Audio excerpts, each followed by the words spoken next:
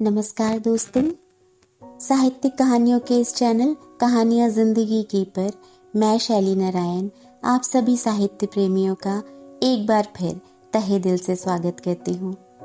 कहानियों की इसी श्रृंखला को आगे बढ़ाते हुए आइए आज सुनते हैं श्री नरेंद्र कोहली जी द्वारा रचित एक यथार्थवादी कहानी, एक नई शुरुआत।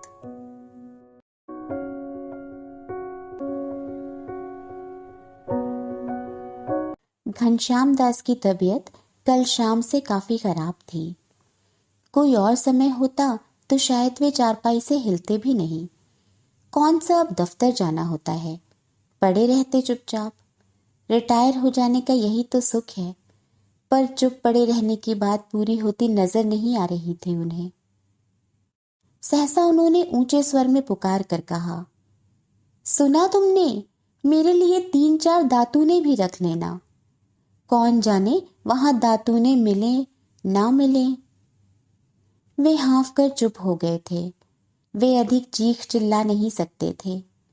दिल के मरीज के लिए वे सारी बातें खतरनाक हैं जो कल शाम से हो रही थीं। वे सोचते जाते थे और दर्द की एक तीखी छुरी उनकी बाईं पसलियों से ऊपर की ओर चलनी शुरू हो जाती थी।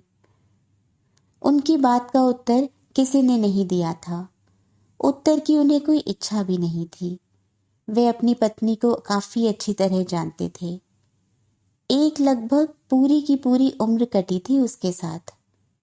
वह यदि उत्तर देती तो कोई ना कोई ऐसी ही मूर्खतापूर्ण बात कहती जिससे उनकी तकलीफ बढ़ ही जाती, घटती नहीं। कल शाम से इस घर में कोई किसी से बात नहीं कर रहा था। किसी ने मजबूरी में किसी से कुछ कहा भी हो तो बहुत धीमे स्वर में, जैसे ऊंचे स्वर में बोलने से कोई मर्यादा टूटती हो, किसी का अपमान होता हो। इतने ऊंचे स्वर में बोलने की बात तो कोई सोच भी नहीं सकता था जितने ऊंचे स्वर में घनश्याम दास बोले थे। सब चुपचाप थे, अपने आप में डूबे हुए।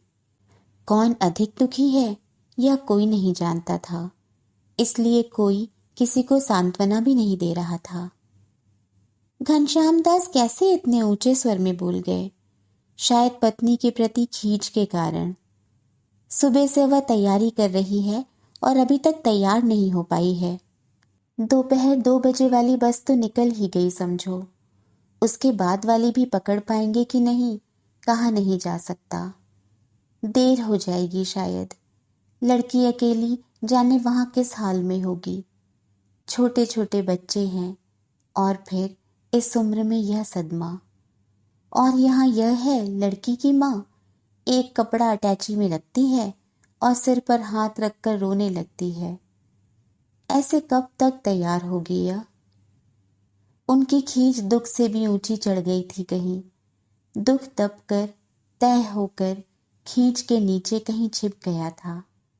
शायद इसी कारण वे इतने ऊंचे स्वर में बोल सके थे, पर ऊंचा बोलकर वे पछताए ही थे।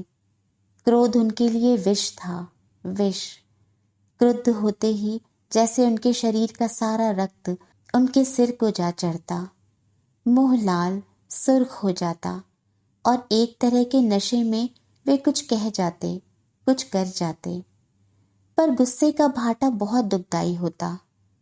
क्रोध बाढ़ के पानी के समान जब पीछे हटता तो जैसे कितने ही सांप, केंचुए, कीड़े मकोड़े और भयंकर बीमारियां पीछे छोड़ जाता।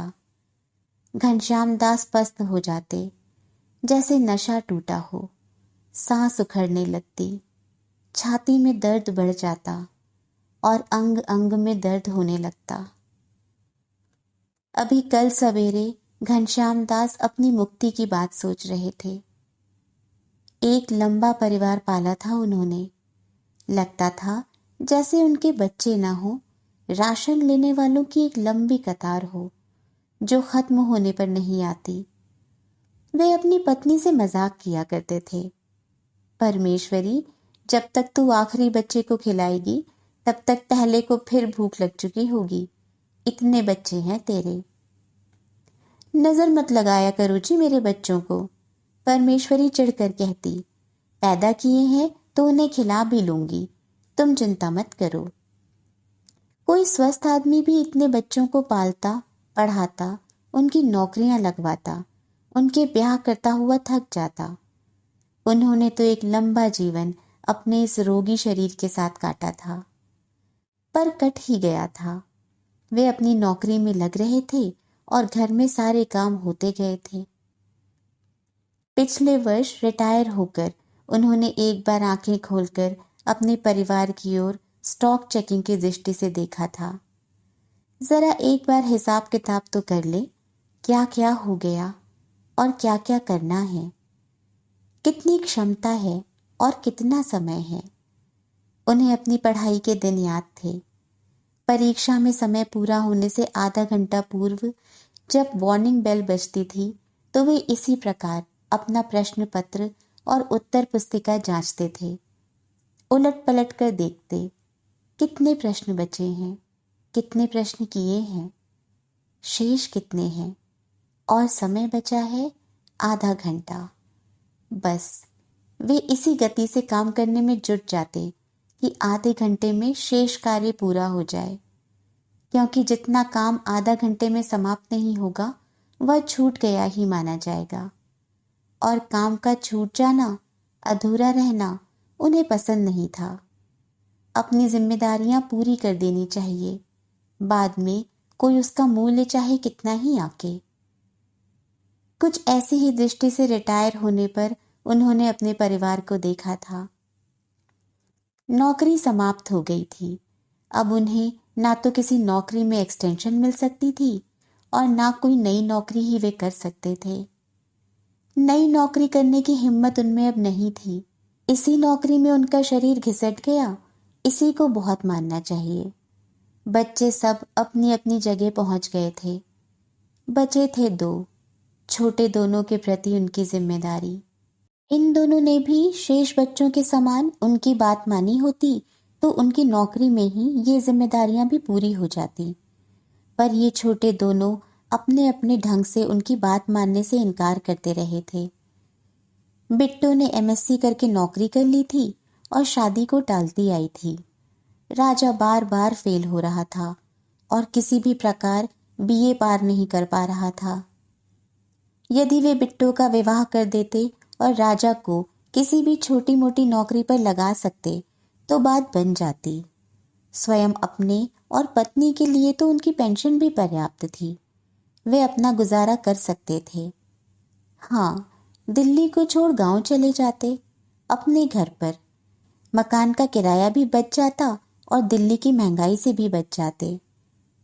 पर ये दोनों काम, परीक्षा के दिनों की आधा घंटा शेष वाली चेतावनी की घंटी जैसा कुछ बज रहा था।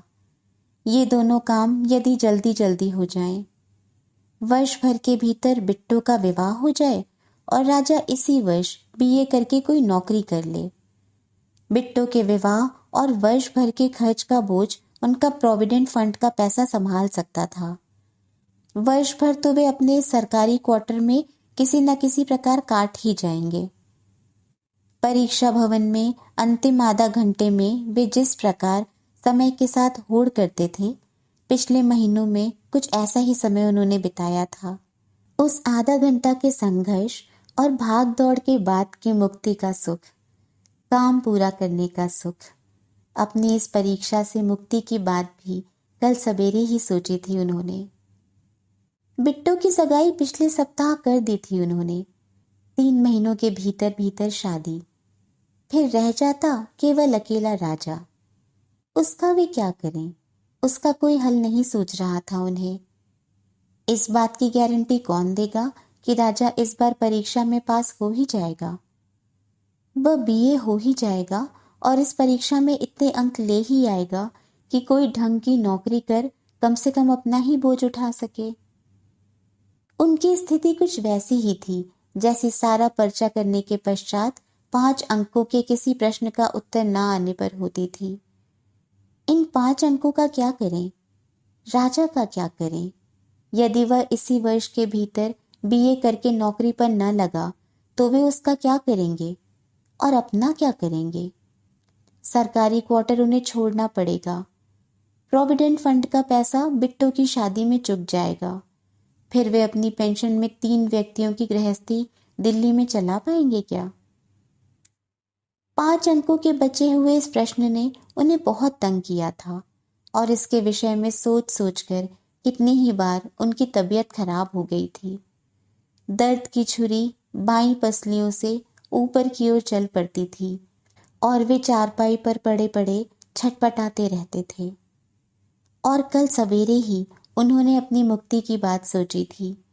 उन्हें सहसा ही लगा था कि परीक्षा के 3 घंटे के अंतिम 5 मिनटों में जैसे उन्होंने घबरा कर प्रश्न पत्र उल्टा पुल्टा हो और उन्होंने पढ़ा हो कि उन्हें 6 में से 5 प्रश्न ही करने थे।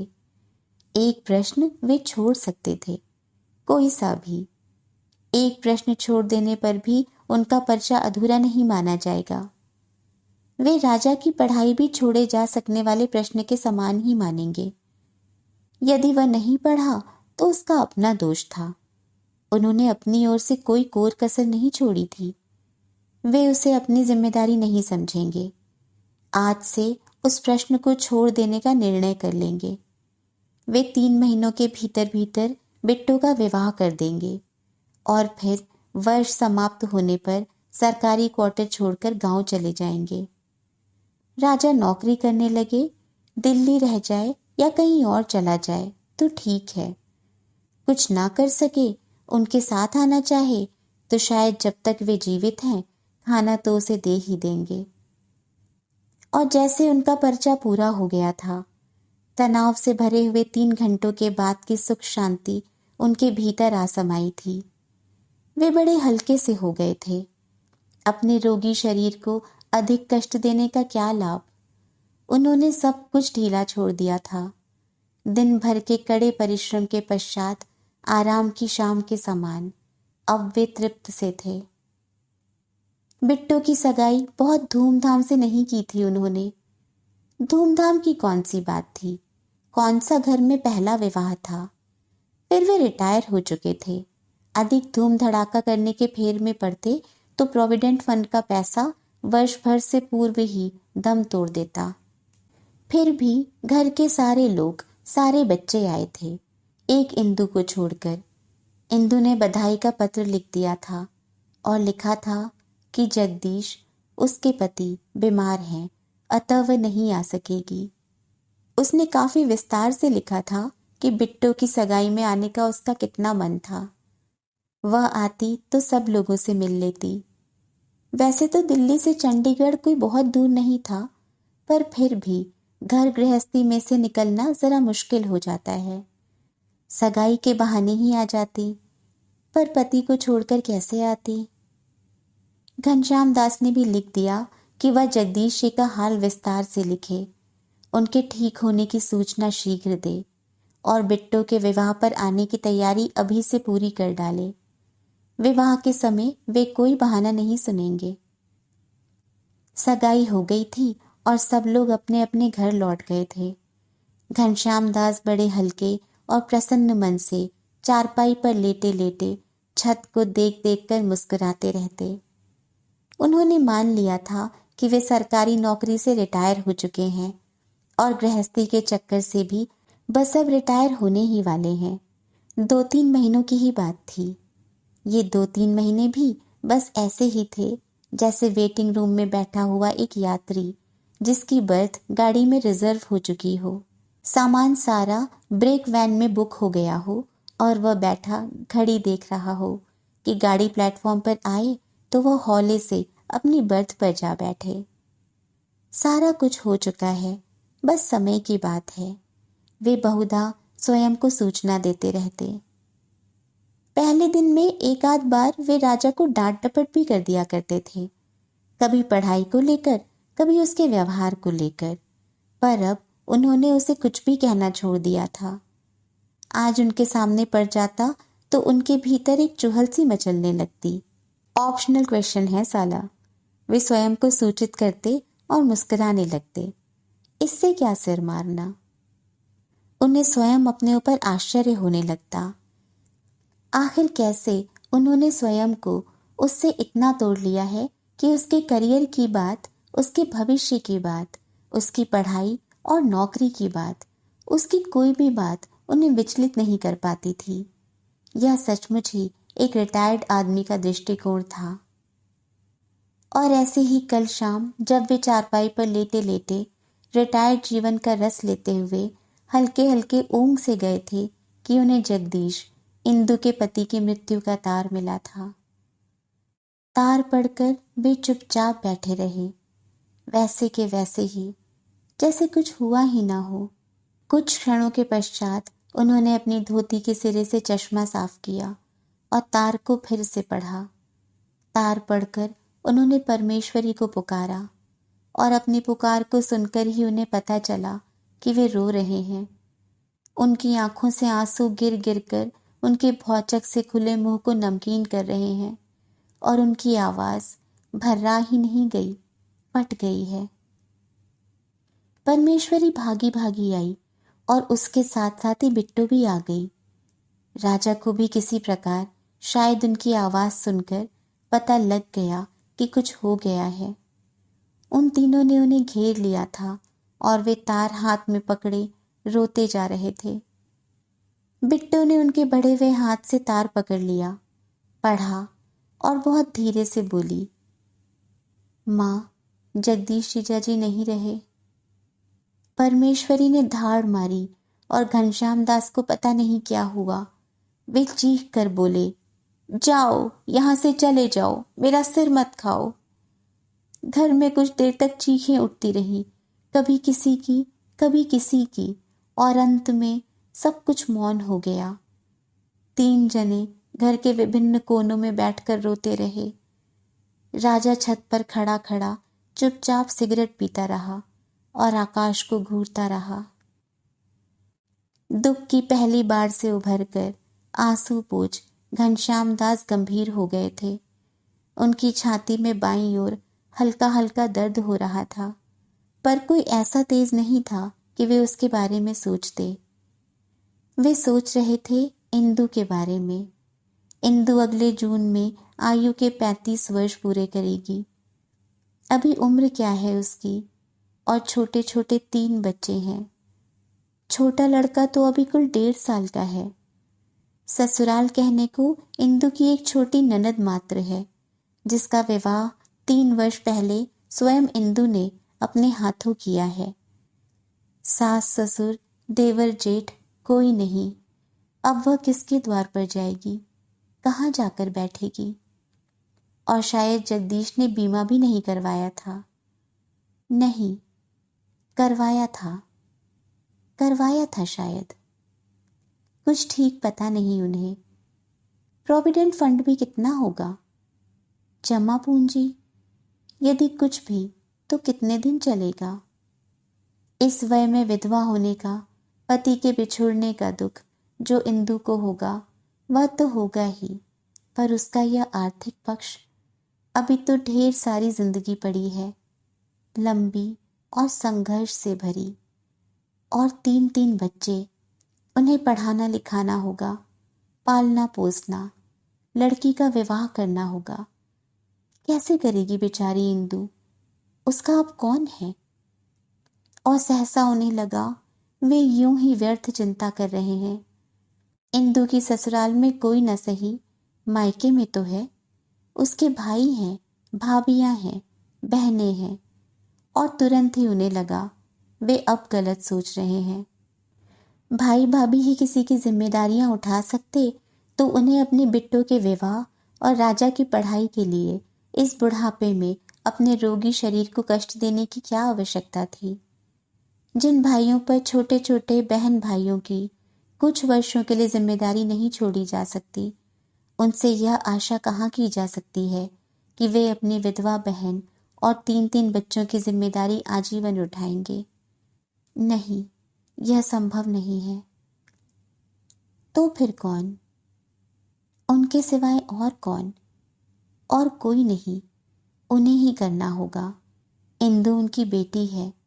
ऐसे समय में वे उसे सहारा नहीं देंगे तो और कौन देगा? वे रिटायर अवश्य हो गए हैं, पर अभी जीवित हैं। फिर वे यह क्यों सोचते हैं कि और कौन? कल सवेरे जल्दी से जल्दी जो भी बस मिले उससे चंडीगढ़ चले जाएंगे। जगदीश का संस्कार कर वे इंदु और उसके बच्चों को अपने साथ दिल्ली ले आएंगे। दिल्ली, उन्होंने सोचा, सरकारी क्वार्टर उन्हें छोड़ देना है। वे रिटायर हो चुके हैं। पेंशन उनकी बहुत अधिक नहीं है। प्रोविडेंट फंड का पैसा बिट्टो के विवाह के लिए है। उसका विवाह भी आवश्यक है। जब इंदु का विवाह किया है तो बिट्टो का भी करना होगा। वे उससे मुंह नहीं मोड़ सकते। प्रोविडेंट फंड का पैसा इंदु के लिए नहीं बचाया जा सकता। बचा भी लिया जाए तो वह कितने दिन चलेगा। उनकी मानसिक अवस्था कुछ वैसी ही थी जैसी किसी परीक्षा के लिए आवेदन पत्र भरते हुए होती थी। वे 10 बार सोचते थे, उनकी तैयारी पूरी हो चुकी है ना, वे परीक्षा में उत्तीर्ण होंगे क्या। पर कभी कभी ऐसा सोचने का अवसर नहीं भी हो सकता। पूरी तरह से तैयारी न होने पर भी परीक्षा में बैठना पड़ सकता है। तब विद्यार्थी यह मान लेता है कि वह परीक्षा के लिए तैयार ही है। इसका अर्थ यह हुआ कि वे सोच रहे थे, परमेश्वरी, इंदु और उसके 3 बच्चों के साथ उन्हें नई गृहस्थी शुरू करनी पड़ेगी। राजा भी निश्चित ही साथ रहेगा। एक बार पहले भी उन्होंने अपनी गृहस्थी आरंभ की थी, पर तब उनके साथ केवल परमेश्वरी थी। तब वे जवान भी थे। उनके सामने लंबा आशामय जीवन पड़ा था। पर अब उन्हें आयु की इस सीमा में पहुंचकर फिर से शुरुआत करनी होगी। एक नई शुरुआत। क्या करेंगे वे?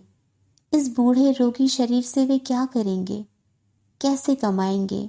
घर का खर्च कैसे चलाएंगे? गांव जाना बेकार होगा। गांव में कोई ऐसा धंधा नहीं है जिसे वे कर सकें। नौकरी वहां नहीं मिलेगी। जमीन उनके पास नहीं है। जमीन मिल भी जाए तो वे खेती कर पाएंगे क्या? तो फिर तो दिल्ली में ही रहना होगा। पर दिल्ली में रहकर क्या होगा? क्या वे कोका कोला बेचेंगे? पान सिगरेट की दुकान करेंगे? या उन्हें लगा 3 घंटे का पर्चा समाप्त कर वे परीक्षा भवन से निकल ही रहे थे कि उनके हाथ में एक नया प्रश्न पत्र पकड़ाकर परीक्षा भवन में वापस भेज दिया गया है। उनकी टांगें सो गई हैं। झुके झुके रीढ़ की हड्डी चटकने सी लगी है और उंगलियां लिखते लिखते जड़ हो गई हैं। वे नया पर्चा, पूरे 3 घंटे का पर्चा फिर से कैसे आरंभ कर सकते हैं? पर और हो ही क्या सकता है। सहसा उनका ध्यान भटक गया। वे अपने ही विषय में क्यों सोच रहे हैं? आखिर इंदु की बात वे क्यों नहीं सोचते? इस मृत्यु से सबसे अधिक प्रभावित वही होने जा रही थी। सबसे अधिक उसे ही सहना था। एक विशिष्ट ढर्रे में अपनी जिंदगी के 35 वर्ष बिताकर इंदु को भी फिर से एक नई शुरुआत करनी पड़ेगी। अब उसका पति नहीं होगा। वह अधिकार पूर्वक किसी से अपनी आवश्यकताएं पूरी करने को नहीं कह सकेगी। उसके बच्चे किसी चीज के लिए मचल कर जिद नहीं कर सकेंगे। वे अपने नाना के घर पर होंगे, नाना की दया पर। उस नाना की दया पर जो स्वयं न जाने कब चल दे, जाने किस बात पर दर्द की छुरी उसकी बाईं पसलियों पर से ऊपर चले और सब कुछ काट कर रख दे। सहसा घनश्याम दास को लगा उनका रक्त ठंडा पड़ता जा रहा है। वे काफी डर गए हैं।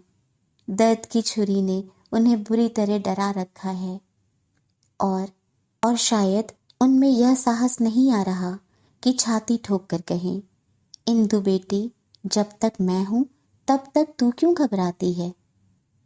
कैसे कहेंगे वे, जिस व्यक्ति ने सारी उम्र कुर्सी पर बैठकर सरकारी नौकरी की हो, वह अब बुढ़ापे में कोका कोला की बोतलें बेचेगा, सिगरेट की डिब्बियां बेचेगा। और यह कौन सी आयु है उनकी दुकान पर बैठने की? आधा घंटा कहीं बैठ जाए तो कमर दुखने लगती है, दिल धड़कने लगता है और सांस फूलने लगती है। क्या ऐसा नहीं हो सकता? उन्होंने सोचा कि इंदु ही नहीं शुरुआत करे। वह उनसे आयु में बहुत कम है, जवान है, जीवन में एडजस्ट कर सकती है, उसे तो भोगना पड़ेगा ही। वही क्यों ना नई शुरुआत करे। पर कैसे? उनकी आंखों के सामने कई धुंधले धुंधले चित्र उभरे, पर स्वयं ही एक एक कर उन्होंने सब हटा दिए। नहीं, वे अपनी बेटी को ऐसे किसी काम के लिए नहीं कह सकते। क्या इंदु का फिर से विवाह नहीं हो सकता? विवाह विवाह तो बिट्टो का करना है। इंदु का विवाह कहाँ से होगा? बिट्टो अभी छोटी है, इंदु से अधिक पढ़ी लिखी है, देखने में सुंदर है, अच्छी नौकरी करती है। उसके विवाह में इतनी परेशानियां थीं तो इंदु और उसके 3 बच्चे। नहीं, उन्होंने सिर झटका। कुछ नहीं, मुझे ही नए सिरे से शुरुआत करनी होगी। बाप होकर उन्हें यह सब सोचना शोभा नहीं देता। परमेश्वरी, उन्होंने फिर ऊंची आवाज में पुकारा, तैयार हो? वे हिम्मत करके उठ खड़े हुए, हाथ में बड़ी दृढ़ता से छड़ी पकड़े, चेहरे की रेखाओं को सख्त बनाए। वे बड़ी कठोर मुद्रा में खड़े थे। हाँ, वे फिर से नई शुरुआत का दम रखते हैं। आयु का क्या है, बात तो जीवट की है, और जीवट की उनमें कमी नहीं है। सहसा उनके चेहरे की सख्त रेखाओं के नीचे नीचे किसी शरारती हठीले बालक के समान एक परिहास सा तैर गया। दूसरों को तो भरमा लोगे, शायद इंदु को भी, पर स्वयं को धोखा कैसे दोगे घनश्याम दास? छड़ी पर उसके हाथों की पकड़ कुछ ढीली हो गई। छड़ी कुछ कुछ कांपने लगी थी।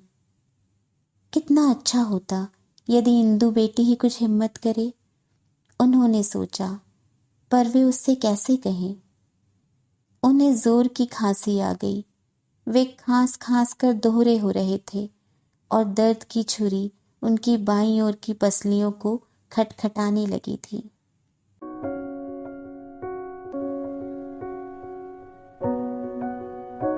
दोस्तों, जिंदगी की तमाम मुश्किलात का हिम्मत से सामना करते एक पिता की मानसिक स्थिति का वर्णन करती हुई इस कहानी के साथ मैं शैली अब आप सबसे विदा लेती हूँ। बहुत जल्द फिर मिलूंगी एक नई कहानी और कुछ और नए अनोखे किरदारों के साथ। तब तक अपना और अपनों का बहुत सा ख्याल रखें। और जैसा कि मैं हमेशा कहती हूँ, चैनल पर पहली बार आए हो या अब तक ना किया हो तो चैनल को सब्सक्राइब करना बिल्कुल ना भूलें। पसंद आए तो कहानी को लाइक और शेयर करें।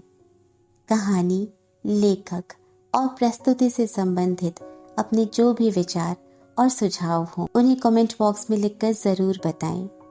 स्वस्थ, सुरक्षित, प्रसन्न और करुणामय रहें। नमस्कार।